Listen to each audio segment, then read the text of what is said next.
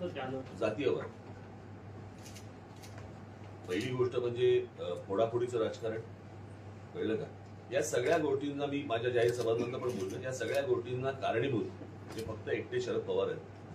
कारण या शरद पवारांनी या गोष्टींची सुरुवात महाराष्ट्रामध्ये केली. म्हणजे जेव्हा पुनर्स्थापन झालं तेव्हापासून जर समजा आपण बघितलं तर तेव्हापासून म्हणजे 78ला पुनर्स्थापन होणं, 78ला सरकार येणं, बरोबर. त्याच्यानंतर ते 80ला गेले. पुन्हा आल्यानंतर त्यांनी 91ला शिवसेनेचे आमदार फोडले, छगन भुजबळ वगैरे. पुन्हा फोडाफोडीचं राजकारण केलं.